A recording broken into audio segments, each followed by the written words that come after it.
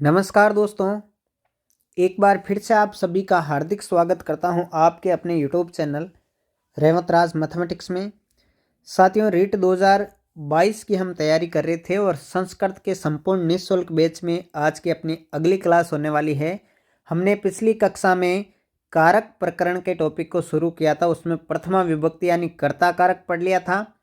कर्म कारक अपना चल रहा था यानी द्वितीय विभक्ति के बारे में हम पढ़ रहे थे और उसमें हमने एक अतिथ्य च का सूत्र देखा था और इसके साथ साथ ही उपान वंध्याय वश का सूत्र जो है देख लिया था। आज हम उसी प्रकरण को आगे बढ़ाते हुए द्वितीय विभक्ति को ही पढ़ने जा रहे हैं। अपनी कौन सी विभक्ति चल रही है? द्वितीय विभक्ति, या इसे मैं कह दूं कौन सा कारक? कर्म कारक। कौन सा चल रहा है साथियों? कर्म कारक या द्वितीय विभक्ति। तो इस विभक्ति में जो अगला अपना सूत्र है साथियों, वो कौन सा है देखिएगा, आप सूत्र नोट कीजिएगा। सूत्र है अपना अदि सींग इस्ता साम कर्म। सूत्र क्या है साथियों? अदि सींग इस्ता साम कर्म। क्या कह रहा है ये सूत्र? ध्यान से समझना। अदि सींग इस्ता साम कर्म का मतलब क्या है कि यदि अदि उपसर्ग पहले आए, कौन सा उपसर्ग साथियों? अदि उपसर्ग के साथ में यदि ये तीन धातुएं आई, सींग का मतलब होता है साथियों शयन करना। सींग का मतलब क्या होता है साथियों? शयन करना। या आ जाए इस्ता धातु। इस्ता का मतलब होता है साथियों ठहरना। इस्ता का मतलब क्या होता है? ठहरना। या आ जाए आस धातु। आस का मतलब होता है साथियों बैठना। आस का मतलब क्या होता है साथियों? बैठना। तो यहां से आप क्या समझे साथियों कि यदि अदि उपसर्ग के साथ में या सींग धातु, इस्ता धातु या आस धातु से पहले अदि उपसर्ग का प्रयोग हो जाए तो वहां पर क्रिया के आधार में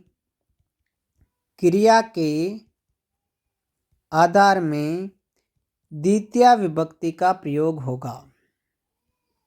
कौन सी विभक्ति का प्रयोग? द्वितीय विभक्ति का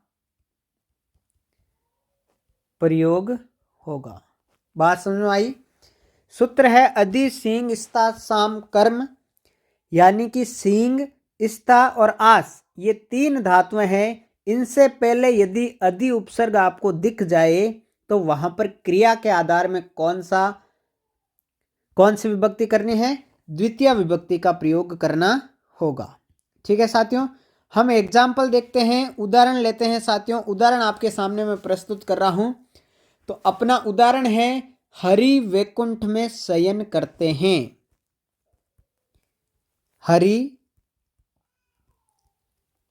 वैकुंठ में शयन करते हैं। उदाहरण क्या लिया हमने? हरि वैकुंठ में शयन करते हैं। ठीक है, यदि मैं यहां पर बनाऊं इसकी संस्कृत तो ऐसे बना सकता हूं हरि ही। अब देखिए शयन करना आ रही है धातु, सिंग धातु, तो मैं इसको यदि ऐसे लिख दूं अधिशेते। क्या लिख दूं साथियों? अधिशेते। देखिए यहां पर कौन सा उपसर्ग आया हुआ है? अदि उपसर्ग आपको दिखाई दे रहा है और यहां पर कौन सी धातु आई हुई है? सिंग धातु यानी शयन करना। ठीक है, तो यहां पर क्रिया का आधार क्या है? कहां सोते हैं? वैकुंठ में। तो वैकुंठ का द्वितीय विभक्ति बनेगा तो क्या हो जाएगा? वैकुंठम। क्या बन जाएगा साथियों? वैकुंठम बन जाएगा। बात समझ में आई क्या? हरि वैकुंठ में शयन करते हैं, तो यहां पर अदि उपसर्ग आया हुआ है पहले। किस धातु से पहले? सींग धातु से पहले अदि उपसर्ग आया हुआ है, इसलिए क्रिया के आधार में कौन सी विभक्ति लगा दी हमने? द्वितीय विभक्ति का प्रयोग कर दिया और वैकुंठ का क्या बना दिया? वैकुंठम बना दिया, रामम की तरह। ठीक है, यहां पर तो ये बात आपके समझ में आ गई होगी। इसी प्रकार से अदि शेते, इस्ता धातु से अदि तिष्ठति बन सकता है और आस धातु से अध्यासते बन सकता है। ठीक है, लेकिन यहां पर एक बात आपको यह ध्यान रखनी है साथियों, अपवाद यहां पर आपसे पूछा जा सकता है। ठीक है साथियों, यदि कौन कौन सी धातुएं थी? सींग धातु, स्ता धातु या आस धातु का प्रयोग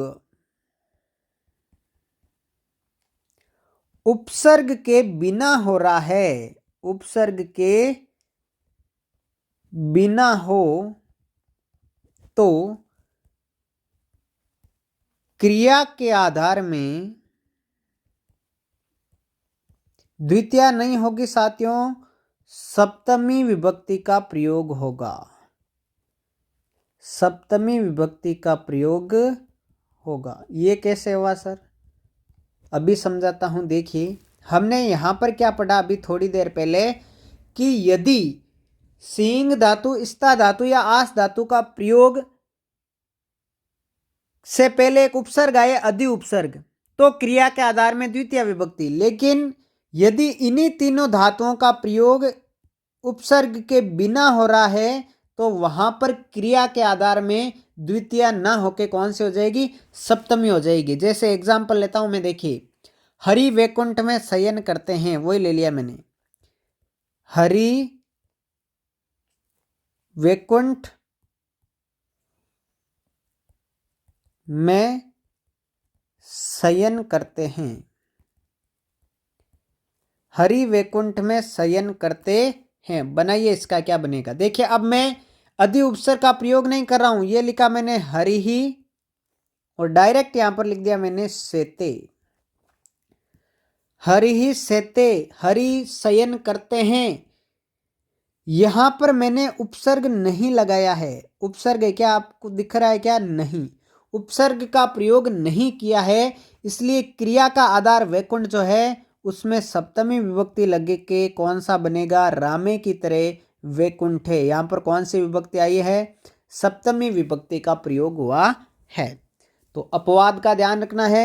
यदि अधि उपसर्ग के बाद में ये तीन धातुएं आती है, सींग, स्ता या आस धातु, तो क्रिया के आधार में द्वितीय विभक्ति। लेकिन यदि उपसर्ग के बिना ये तीनों धातुएं आपको दिखाई देती है तो वहां पर आपको क्रिया के आधार में सप्तमी विभक्ति का प्रयोग करना पड़ेगा।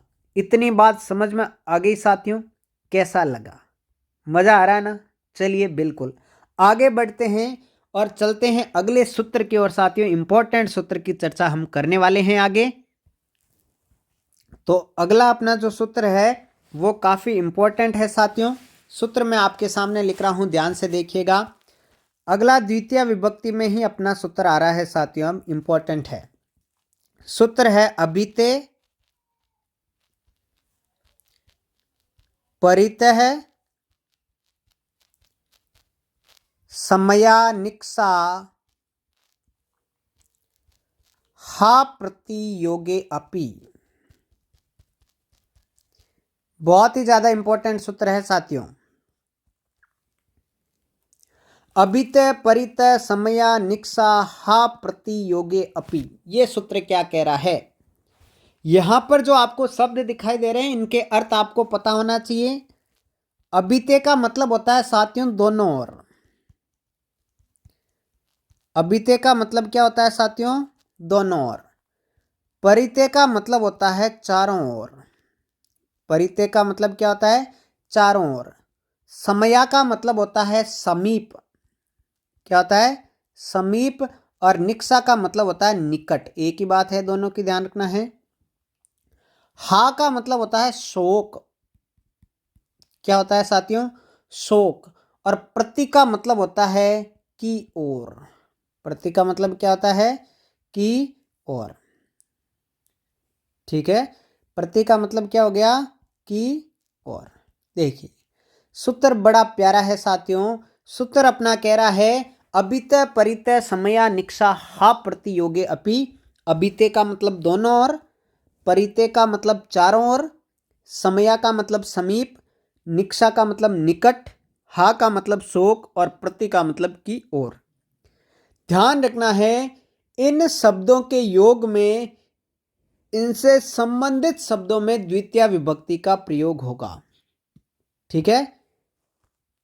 इन शब्दों के योग में, इन शब्दों के योग में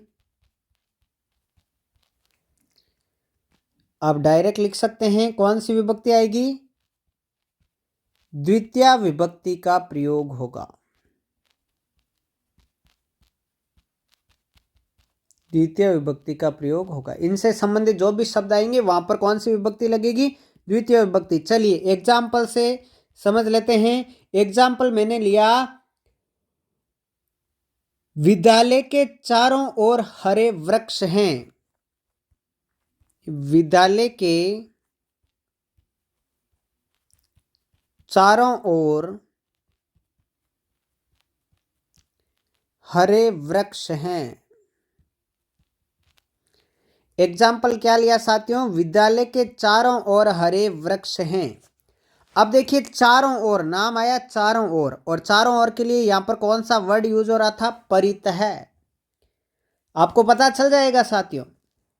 तो देखिए किसके चारों ओर, विद्यालय के चारों ओर, तो विद्यालय में द्वितीय विभक्ति आएगी, तो सेंटेंस क्या बनेगा, विद्यालय में द्वितीय लगाएंगे तो क्या हो जाएगा, विद्यालम चारों ओर परितः, विद्यालम परितः हरितः वृक्षः सन्ति। क्या बनेगा साथियों, विद्यालम परितः हरितः वृक्षः सन्ति। देखिए यहां पर आपको थोड़ा कंफ्यूजन हो सकता है, मैं क्लियर कर देता हूं। परितः के कारण विद्यालय में कौन सी विभक्ति आ गई, द्वितीय विभक्ति।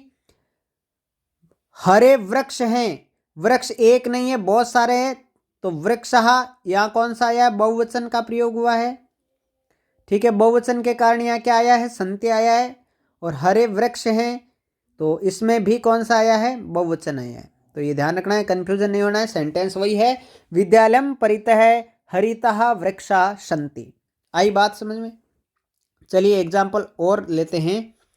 अगला मैंने एग्जाम्पल इसी में लिया साथियों,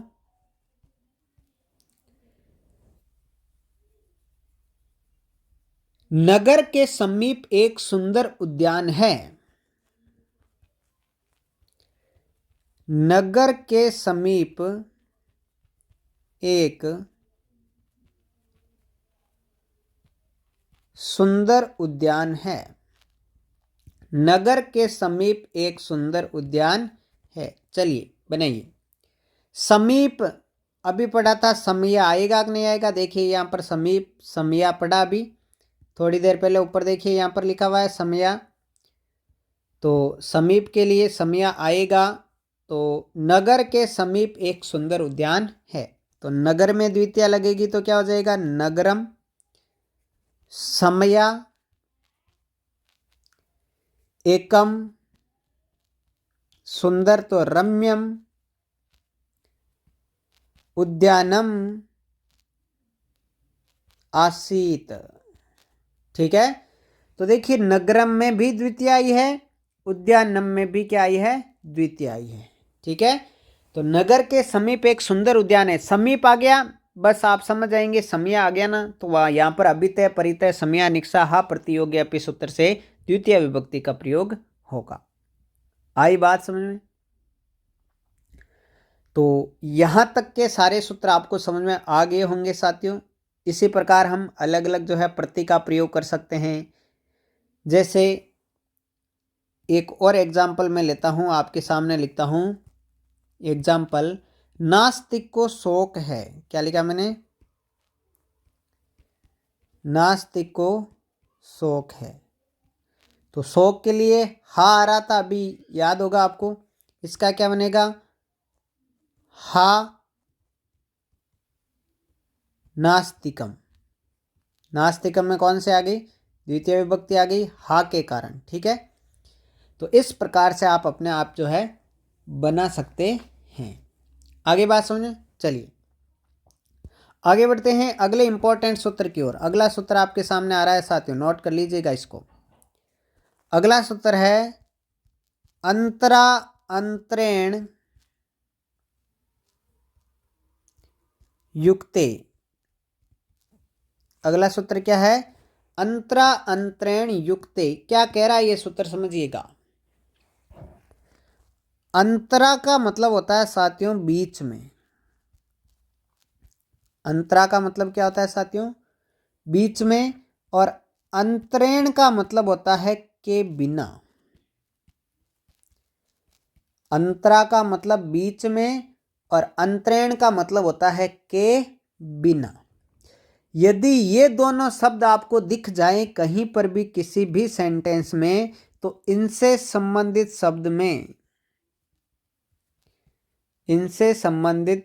शब्द में कौन सी विभक्ति होगी साथियों? द्वितीय विभक्ति का प्रयोग होगा। द्वितीय विभक्ति का प्रयोग होगा, याद रहेगा। सूत्र है अंतरा अंतरेण युक्ते। अंतरा का मतलब बीच में, अंतरेण का मतलब के बिना। इनसे संबंधित ये शब्द जो जहां सेंटेंस में आ जाए तो इनसे संबंधित शब्दों में द्वितीय विभक्ति का प्रयोग होगा। चलिए एग्जाम्पल लेते हैं। एग्जाम्पल के तौर पे मैंने आपके सामने लिखा कि गंगा व यमुना के बीच में प्रयागराज है। गंगा व यमुना के बीच में प्रयागराज है। लाइक कर दीजिएगा मेरे इस सेशन को, समझ में आ रहा है अच्छी तरीके से। तो गंगा व यमुना के बीच में क्या है? प्रयागराज है। बीच में आया, अंतरा आएगा, अब अंतरा का प्रयोग होगा। तो गंगा और यमुना किसके बीच में? गंगा और यमुना। तो गंगा में भी द्वितीय, यमुना में भी द्वितीय। यहां भी द्वितीय लगानी है आपको, यहां पर भी द्वितीय विभक्ति का प्रयोग होगा। तो सेंटेंस इसका क्या बनेगा? गंगाम यमुनाम, दोनों में द्वितीय आ गई रामम की तरह। गंगाम यमुनाम च अंतरा, अंतरा आया ना बीच में। प्रयागराज है अस्ति, प्रयागराज है अस्ति। आई बात समझ में? क्या बना सेंटेंस? गंगाम यमुनाम च अंतरा प्रयागराज है अस्ति। अंतरा का मतलब होता है बीच में। गंगा और यमुना के बीच में प्रयागराज है।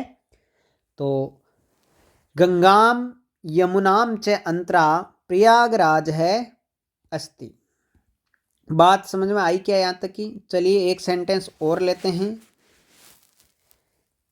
सेंटेंस मैंने लिखा यहां पर, राम व श्याम के बीच में हरि है। राम व श्याम के बीच में हरि है। क्या लिखा? राम व श्याम के बीच में क्या है? हरि है। तो बीच में आया है तो क्या बनेगा? रामम श्यामम च अंतरा, कौन है बीच में? हरि। तो हरि ही अस्ति। क्या बन गया? रामम श्यामम च अंतरा हरि अस्ति। ठीक है। अब अंतरेण वाला एक उदाहरण देखते हैं। चलिए एग्जाम्पल मैंने अंतरेण वाला में ले रहा हूं। ज्ञान के बिना मुक्ति नहीं है। ज्ञान के बिना मुक्ति नहीं है। सेंटेंस मैंने क्या लिया? ज्ञान के बिना मुक्ति नहीं है। के बिना तो किसका प्रयोग होगा? अंतरेण का प्रयोग होगा। यही समझाना चाह रहा हूं मैं। तो ज्ञानम, द्वितीय विभक्ति आ गई ना, ज्ञानम अंतरेण न मुक्ति ही। ज्ञान के बिना मुक्ति नहीं है। ज्ञानम अंतरेण न मुक्ति ही। एक सेंटेंस और लिख के चलते हैं ताकि आपको इजी वे में बिल्कुल अच्छे से समझ में आए। चलिए अगला सेंटेंस मैंने और लिया है। जल के बिना जीवन संभव नहीं है। जल के बिना जीवन संभव नहीं है। जल के बिना जीवन संभव नहीं है। तो जलम अंतरेण के बिना आया हुआ है, जलम अंतरेण जीवनम संभवम नास्ति। संभव में भी द्वितीय, जीवनम में भी द्वितीय, जलम में भी, इनसे संबंधित जितने भी शब्द आ रहे हैं उन सब में कौन सी विभक्ति हो रही है साथियों? द्वितीय विभक्ति का प्रयोग हो रहा है। यहां तक की बात समझ में आ गई क्या? बोलो हाँ या ना। तो सेशन को लाइक कर दीजिएगा, चैनल को सब्सक्राइब जरूर कर लीजिएगा। अब मैं आपको कल जो है शेड्यूल बता दूंगा क्लासों का। आपके गणित, संस्कृत और साइकोलॉजी की क्लासें अभी से नियमित रूप से लगभग 1-1 घंटे की क्लासें होने वाली है डेली। टाइम टेबल आपको जल्द बता दिया जाएगा। आज जितने भी ये सूत्र हमने पढ़े हैं इनको रिवाइज करिएगा अच्छी प्रकार से। उम्मीद करता हूँ आपको पूरा समझ में आया होगा। मिलते हैं साथियों अगले वीडियो लेक्चर में, तब तक के लिए जय हिंद, जय भारत, थैंक यू।